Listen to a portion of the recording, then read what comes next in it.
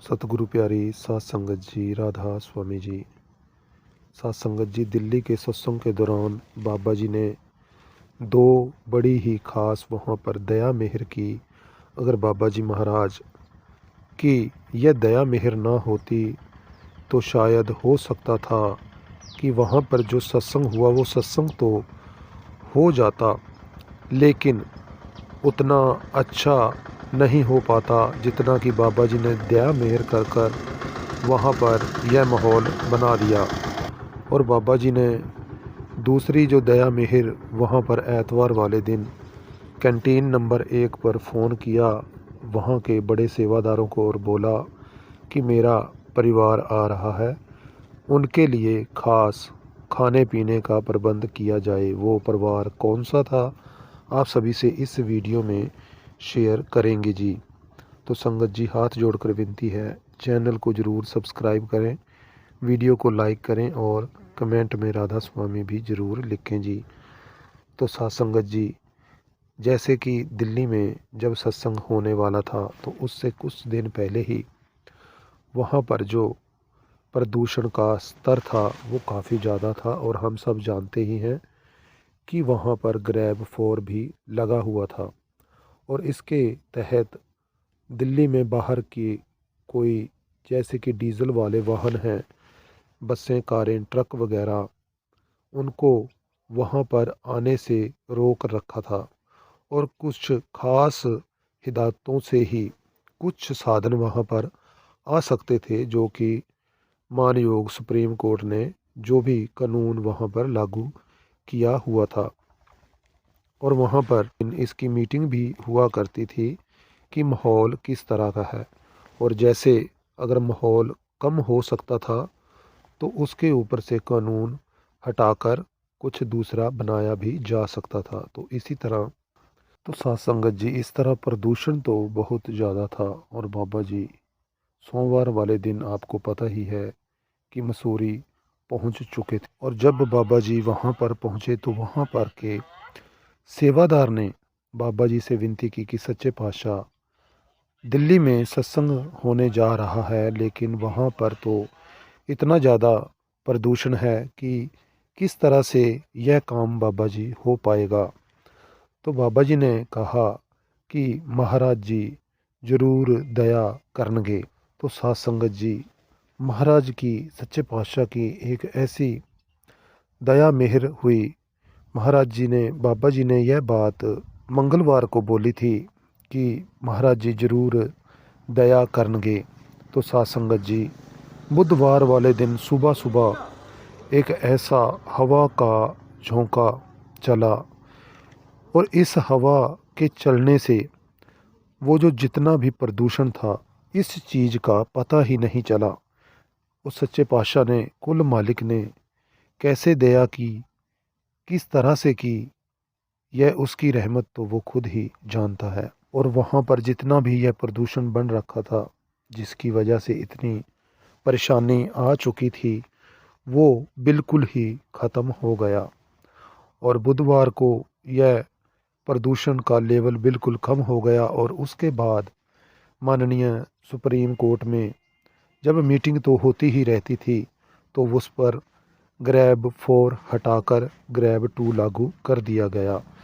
तो साथ संगत जी, इस तरह और वीरवार तक यह खबर संगत तक भी पहुंच गई कि वहां पर अब आया जाया जा सकता है।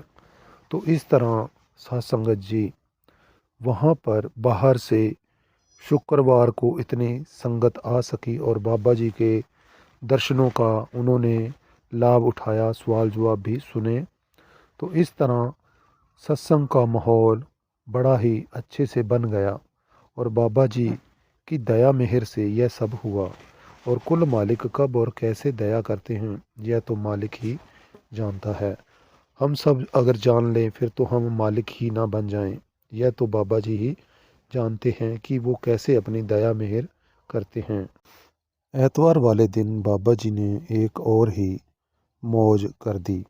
बाबा जी ने कैंटीन नंबर 1 में फ़ोन किया और वहाँ के बड़े सेवेदारों को बोला कि तुसी ਖਾਣਾ ਬਣਾਉਣ ਦੀ ਤਿਆਰੀ ਕਰ ਲਓ, मेरे परिवार वाले आ रहे हैं। तो साथ संगत जी, जहाँ पर मुर्शद सोचता है हम तो वहाँ तक सोच भी नहीं सकते। सभी सेवेदारों ने यही सोचा कि शायद बाबा जी के परिवार, उनके घर के कोई सदस्य, कोई खास पहुँच रहे हैं, जिसके कारण बाबा जी ने यह बोला है कि उनके परिवार वाले आ रहे हैं। अब यह बाबा जी के परिवार वाले कौन थे?